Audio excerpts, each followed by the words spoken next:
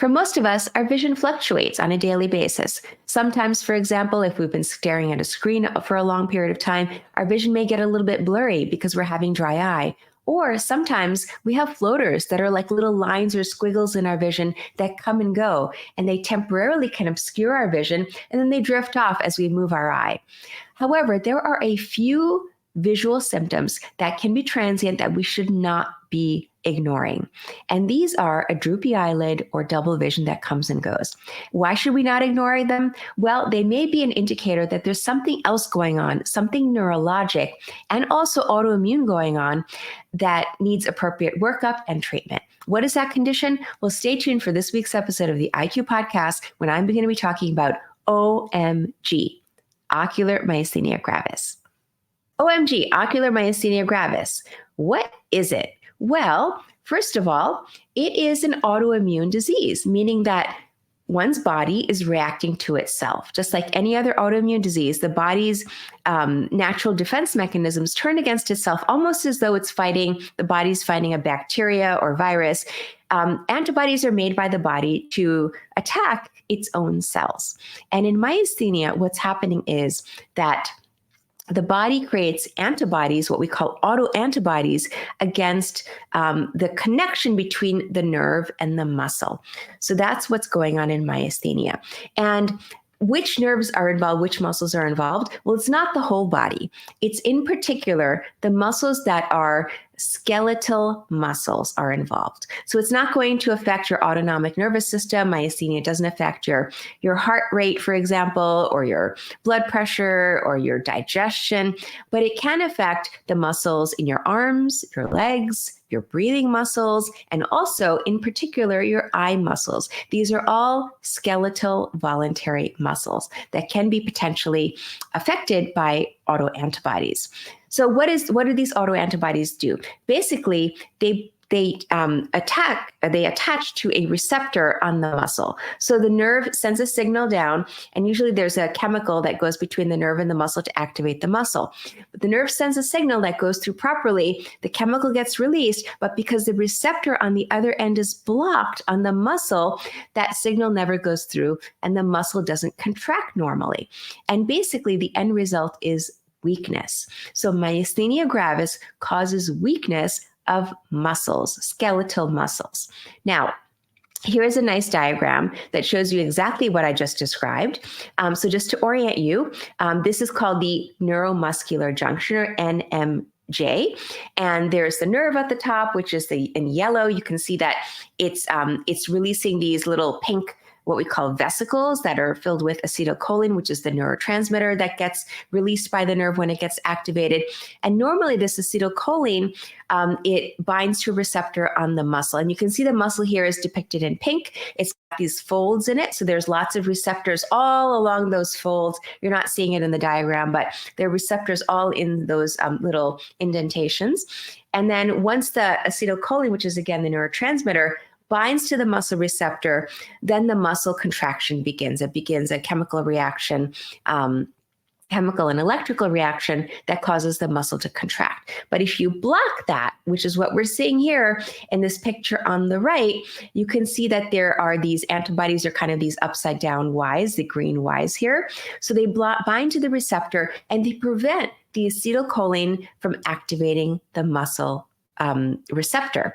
And again, this is called the neuromuscular junction. So antibodies are created in myasthenia against the neuromuscular junction, resulting in reduced contraction of that muscle. Now, not only does the body create these antibodies against the receptor, what happens in myasthenia, particularly when it's been untreated for a long time, is that there is inflammation that develops at the neuromuscular junction. And the receptors ultimately get damaged and they get destroyed and lost.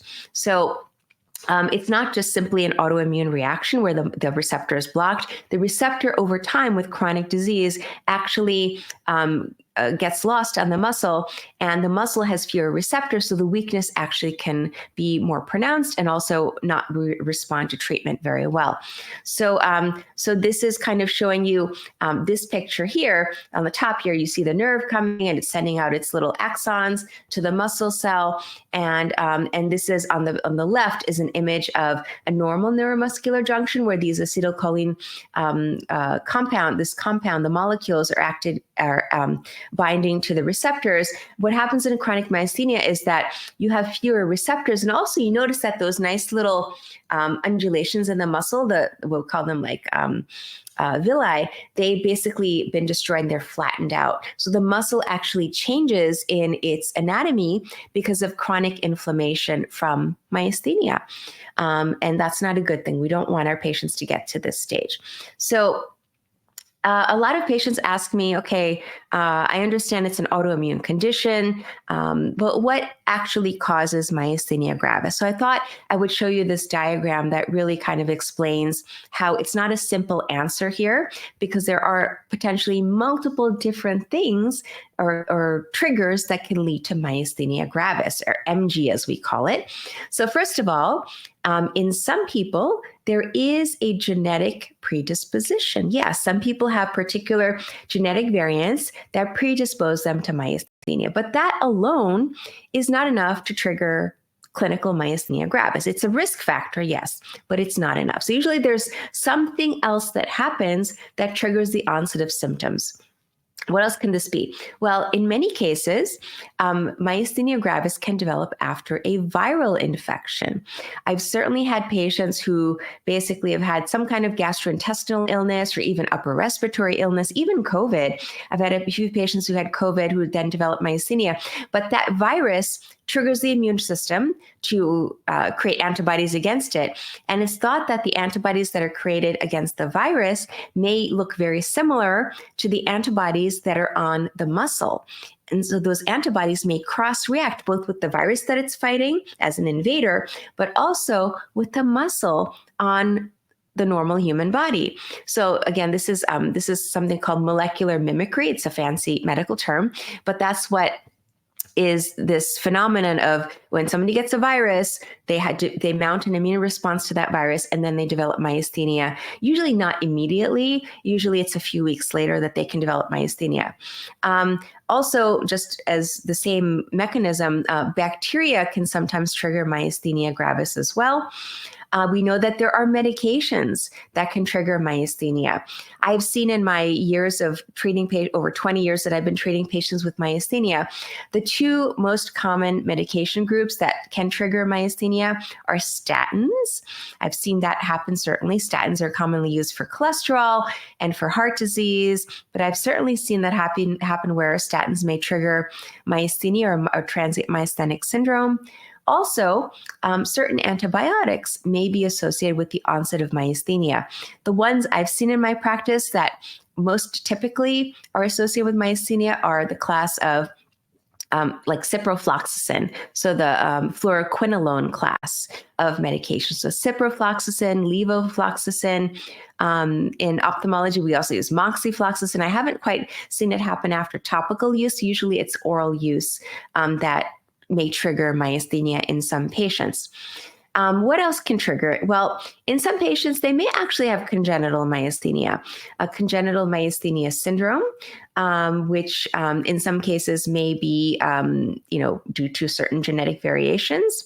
In other cases, it's neonatal myasthenia, where, let's say, the mother has myasthenia and she, transfers via the placenta. The antibodies can cross through the placenta and cause transient myasthenia in the unborn or the fetus. So when the baby is born, the neonate, the infant, may have transient myasthenia. So those patients need to be monitored very carefully. If a woman is pregnant and she has myasthenia, we have to be very careful there. Other causes of myasthenia. Well, this has not been studied much or really written about in the literature, but what I've noticed in my patients is that usually when they develop the symptoms of myasthenia, they're going through a period of severe stress in their lives. Yes, stress is a major risk factor for not just myasthenia, but any autoimmune condition, stress is a risk factor for. So I always ask my patients, if they come in with new onset symptoms, and I'll go through what those symptoms are in just a few slides, but if they're coming in with new onset symptoms, then what's going on in your life? Are you sleeping okay? Are you eating okay? What's going on at work or at home? Or do you have any financial stressors or other health stressors? And almost inevitably, the patient will say, yes, Dr. Banik, I have been so incredibly stressed the past few weeks or few months. So that certainly is a risk factor for myasthenia. And then, I'll say one other thing that I didn't mention before. I was talking about viruses and bacteria. The infection itself may be associated with myasthenia or the onset of myasthenia, but also in some cases, vaccination can be associated with the onset of myasthenia symptoms. I've certainly seen that either with the flu vaccine or most recently with COVID vaccines. It's not common at all, but in my experience, I have seen patients who got the vaccine, let's say earlier in the day, and then later on in the evening or the next day developed symptoms of myasthenia. So it can happen. Now, finally, of all these risk factors that I've listed, some patients don't have any of these at all.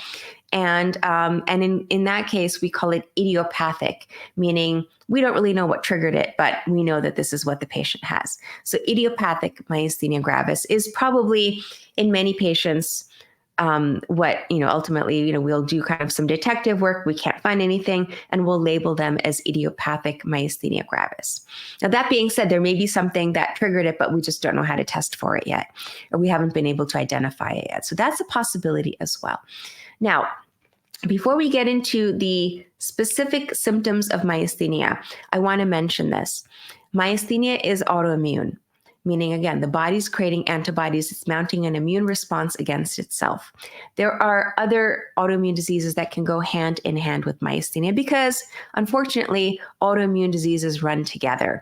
And in my patients, sometimes I'll ask them about autoimmune diseases, and very commonly, they will have some other autoimmune disease that's pre-existing, or they may develop something later. And I even have some patients who have not just one other autoimmune disease in addition to myasthenia, but 3, 4, or 5. My top number is 5. I have one patient who has 5 different autoimmune conditions, but 5 autoimmune conditions that can go hand in hand. So what are some of these autoimmune conditions? Well, the most common one associated with myasthenia is autoimmune thyroid eye disease. And this can happen either with Graves' disease, which is hyperthyroidism, that is autoimmune in nature, or it may also happen with Hashimoto's, which usually causes hypothyroidism or low thyroid. So there is a multitude of different symptoms that either of these conditions can have. But yes, myasthenia gravis can be coexistent with thyroid eye disease, either Graves' disease or Hashimoto's disease. And when patients do have both together, and again, in a few slides, I'm going to show you what myasthenia looks like, but this is a patient who has typical thyroid eye disease from Graves or Graves' disease, but you can see that his eye on the left side, it's actually his right eye, but on the photo, it's his left side, is very red. It's bulging forward. The lids are wide open. It's got some puffiness on the bottom, and maybe the lid on the other side is a little bit droopy. It's hard to tell, but this is thyroid eye disease. And again, it can happen at the same exact time as myasthenia. Sometimes it happens prior, or sometimes it happens after. Lupus is another condition, an autoimmune condition that can be associated with myasthenia gravis. So here you see this young woman. She has the classic rash on her face in the malar area. It's called a butterfly rash because it kind of looks like a butterfly. But this is commonly seen in lupus. Of course, lupus patients could have a variety of different symptoms as well. We won't go into all of that, but lupus, and its marker being ANA, anti-nuclear antibody, should be tested in some patients who have other symptoms such as rashes, et cetera, or joint aches and pains with myasthenia should be tested for. Rheumatoid arthritis is another one. You can see here this patient's hands are quite misshapen because of inflammation of her joints in her hands. And this is very, very classic for rheumatoid arthritis. And also diabetes type 1. Just recently, I had a very young child I diagnosed with both myasthenia as well as diabetes type 1, likely triggered by a virus or the antibiotics she was taking virus/bacteria or the antibiotic she was taking for that infection afterwards. And another condition or group of conditions to think about that may go hand in hand with myasthenia is inflammatory bowel disease, also known as IBD. Either Crohn's disease or ulcerative colitis may be associated with myasthenia. And then finally, other autoimmune conditions, vitiligo, I've definitely seen in myasthenics, as well as alopecia areata, where there's patchy loss of hair on the scalp due to autoimmune inflammation. So with that being said, we covered a lot so far about the background for myasthenia, what it is, what its risk factors can be, its triggers may be, and what autoimmune conditions may go hand in hand. We're going to take a very short break, but then next we're going to be talking about the symptoms of myasthenia. So you do not want to miss this. This is really, really interesting. And by the way, if you're listening to this podcast, if you haven't figured it out by now, you may want to switch over to the video version on YouTube because I'm showing these slides. They're very graphic. It's good to get the pictures with what I'm saying because then it will really hit home, it'll stick, it'll make sense. So please switch over to the video if you haven't yet, but we will be right back very shortly. Welcome back, everyone, to the IQ podcast. Today, we're talking about ocular myasthenia gravis. So I'm going to go back to sharing my slides here. So now let's talk about what the symptoms of myasthenia can be.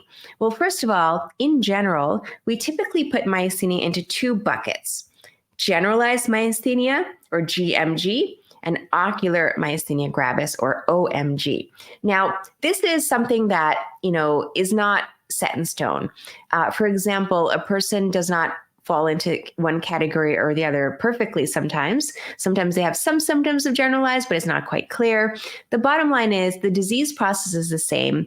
Different muscle groups may be involved at different times. So a patient may begin with ocular myasthenia where only their eyes are involved, and then over time become generalized. But this becomes important when we're thinking about treatment options as well, because there are a few newly FDA-approved treatment options for generalized myasthenia that are not yet used routinely for ocular myasthenia. So it's really just for naming purposes, but honestly, myasthenia is myasthenia. If you have myasthenia, your body's making antibodies against muscle groups. So just keep that in mind.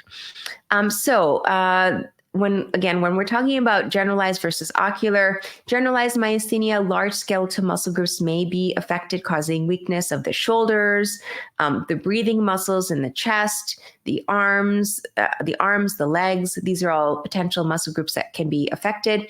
In the face, we have over 40 muscles in the face that help to move our face and our eyes, but not all of those muscles get involved. It's usually the muscles that are most used, that are most active, and even in a resting state, those muscles that are most active. So on this image here, I know it's a little bit small to read, but this is the orbicularis oculi, which is the muscle that closes the eyes. That muscle can get involved. And then there's the muscles in the forehead can get involved. And also sometimes even the muscles around the mouth can get involved. The orbicularis oris can get involved as well. But again, this is just to show you how complex the muscles of the face are. But myasthenia doesn't affect all of them. It tends to affect the ones that are constantly active. Again, the muscles of the eyelids, which are constantly closing the eyes when we blink. And also, this is interesting, the muscles, you may not know this, but there are muscles also behind the eyes that move the eyes. So there are, behind each eye, we have six muscles called the extraocular muscles that move the eyes in different directions. So we move right, left, up, down, diagonally. There are various different muscles that are responsible for each of those actions. And these are called the extraocular muscles. And because these are skeletal muscles, they have those receptors. They work based off of acetylcholine, which is the chemical transmitter. They can get affected in myasthenia, absolutely. And so the symptoms, this is important to know now. So one of the very common symptoms of myasthenia is drooping of the eyelid or eyelids. It can be unilateral, it can be bilateral. If it's bilateral, it can be asymmetric. In medical terminology, we call drooping of the eyelid ptosis. So it's spelled P-T-O-S-I-S, sorry, excuse me, but we pronounce it toe as in T-O-E-S-I-S, ptosis, which is drooping of the eyelid. And you can see here in this woman, again, this is her right eyelid, but on the photo, it's on the left side, is quite droopy. You can see it's like at half mast right here. And she ultimately was diagnosed with myasthenia. So one eye is normal or looks fairly normal. The other eye, it's drooping so much that she really can't even see through it because it's blocking half of her pupil. Now, this is another example of ptosis, a little bit more symmetric in this case. You can see this patient's eyelids are really at half mast, blocking half of their superior pupil. And also, the other interesting thing here is you notice how this patient is using his eyebrows to lift his eyelids up. So oftentimes this happens in myasthenia where people will recruit their frontalis and eyebrow muscles to lift everything up to try to see, or they'll adopt a position like this where their chin is up because then they're looking like this because that's where they can see the best. Otherwise, if they're looking straight, their eyes are so droopy that they're not able to see properly. All right, here we have, this is, I went ahead of myself there with the last slide, but here you can see patient's significant drooping and he's using his eyebrows, and this is a different patient, but she is having to tilt her head back because her eyelids are so droopy, she can barely see. There's just a slit open there in her eyelids that she can see through. So she has to adopt this chin up position, and her neck, muscles may get really fatigued as well from all of that, from maintaining that chin up position. Now, the key factor with ptosis when it comes from there are other things that cause ptosis as well. Of course, there's age-related ptosis just from the muscles stretching out as we get older. That's actually much more common than ptosis from myasthenia. And then there are some other neurologic types of ptosis. But basically, the key element of ptosis when it's associated with myasthenia is that the ptosis is variable. And it's usually worse with fatigue or as the day goes on. So a patient may commonly say, well, doctor, when I wake up in the morning, my eyes are fine. I can see fine, they're open. But as the day goes on, my eyelids get droopier and droopier and droopier. And by the time I have to go to sleep, I can barely see because they're so fatigued. So we call this, in medical terminology, this is called diurnal variability, meaning that there's differences between morning and evening. So when it's better in the morning, worse in the evening, the first thing we think of is myasthenia gravis as the cause of a patient's ptosis. Now, an interesting fun fact here with myasthenia is that it actually gets better with colder temperatures. So this was developed, this is called an ICE test, which is actually a diagnostic test. You can see this patient's, again, in the image, it's his right side, but it's actually his left eye is very, very droopy. And he puts an ice pack on the eye, and you can see after actually should be 2 minutes, the eyelid opens up. Maybe not exactly symmetric to the other side, but much better than before. So this is a very, very key feature with ocular myasthenia ptosis, is that ice tends to improve the situation. Now, unfortunately, the effect is not long lasting. In just a few minutes, the ice wears off and the lid starts to droop again. But it is something temporarily that can help. And also it is diagnostic. So don't quote me on the numbers here, but I believe the sensitivity is about 97% and the specificity is very high as well, in the high 90s. So there's a paper written about this. So check it out if you're interested. But the way it's done is, again, measuring the eyelids at rest, measuring the palpebral fissure and the MRD1. These are eye terms that we use on the exam, putting the ice on for 2 minutes and then remeasuring after 2 minutes. And there should be at least 2 millimeters of improvement. If there's 2 millimeters, then it's highly likely to be myasthenia. Now, in children can get myasthenia too. Absolutely. I've definitely seen kids with myasthenia, not as often as adults, but it can happen in younger age groups and teens as well. But when there's significant drooping of the eyelid, it can actually block the pupil. And then we get even more concerned, because if the eye is not seeing because of the droopy eyelid, then that vision may not develop properly. And if it doesn't develop, get stimulated by the age of 10, then poor vision sets in. And this is something what we call lazy eye, or amblyopia is the medical term for it. So ptosis from myasthenia in children, we really have to worry about amblyopia because of the effect of the lid, or sometimes the lid causes an abnormal shape or curvature of the eye called astigmatism. And then that can cause amblyopia as well. So 2 reasons why ptosis, eyelid drooping or ptosis, can cause poor vision in young children. Luckily, it's reversible if it's treated before the age of 10. Sometimes the ptosis may be very mild. You can see here this little girl, her left eye is open pretty well. The right eye is a little bit droopy, maybe 1 or 2 millimeters. This ended up being myasthenia.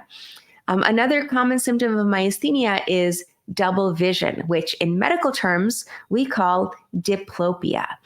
And this basically means that the eyes, instead of looking straight or being aligned, are not aligned, that one eye is off to the side or up, but it's not seeing in the same line as the other eye. So this is called strabismus, when the eyes are not aligned properly. So double vision or diplopia is the symptom, and strabismus is the medical finding or the sign on exam. Now, when it comes to myasthenia, it can cause any kind of strabismus, any kind of double vision. It can be vertical, it can be horizontal, it can be diagonal, and I'll show you some examples. So this elderly woman, she has the right eye is looking straight, the left eye is kind of deviated outwards, a little bit up. So this ended up being from myasthenia. So interestingly, she doesn't have ptosis. She only has double vision from strabismus. These are some other examples. So when an eye is crossed in, it's called an esotropia. When the eye is crossed out, as we see here, it's called exotropia. So either of these 2 patterns can happen. Sometimes there can be a vertical misalignment, in which case we call it a hypertropia if the eye is higher. Here we see a young child with a hypertropia as well. These are all cases of myasthenia. Now, granted, there are other things that can cause this as well. That's why a workup is important. It's really, really important to get the testing done and to look for myasthenia. Now, in addition to the ocular symptoms, sometimes patients do transition from ocular or pure ocular myasthenia into more generalized myasthenia. And we definitely need to monitor them very closely because they can have significant trouble breathing. They can even go into something called myasthenic crisis, which we don't want for them to happen, for them. So what are some of the symptoms that we really need to watch out for, ask about, and really have a low threshold for treating or getting a patient admitted to a hospital for treatment if they have any of these symptoms. So again, they include difficulty breathing, shortness of breath, difficulty swallowing or chewing. Many people with generalized myasthenia may notice that they have trouble swallowing harder foods, and they're better with soft foods or liquids because otherwise it gets stuck and they choke on it. Sometimes people with myasthenia, they may develop a hoarse voice, so their voice may be soft or raspy in nature. And also some people with myasthenia, they can have weakness of their neck muscles. So their neck, when they're trying to keep their head up, their head kind of falls. They have trouble keeping their head straight because of this weakness in the neck extensor muscles. And also people can have weakness in their shoulders. So one question I always ask them is, can you raise your arms up above your head to comb your hair? Do your shoulder muscles get weak? Or can you raise your arms above your head or reach for something? Is that okay? Or is it challenging for you? All right, so that was an overview of ocular myasthenia gravis. I know we covered a lot in this episode, but I hope it's been helpful to you to see the images along with the descriptions, but go back, maybe re-review it, take a listen. But this is not the end. This is just actually the beginning of the, how I want to focus on myasthenia during the IQ podcast. So next week, I'm actually going to have a special guest who's a patient of mine with myasthenia. So you get to hear from her experience, what she went through. And I think that's really, she's so inspirational. She's amazing human being, by the way, what she's been able to overcome in her life with autoimmune conditions and also myasthenia. So stay tuned for that next week. And then in a future episode, I'm going to do a part 2 to today, where I will go through the testing for myasthenia as well as the treatment options. And I'm sure that if you have myasthenia and you're listening to educate yourself, or if you know somebody who has myasthenia, that's what you're very, very interested in. So no worries. I have part 2 of my slideshow that will be coming up in a few weeks. But in the meantime, I hope you enjoyed this week's episode of the IQ podcast. Stay well, and I will see you all next time.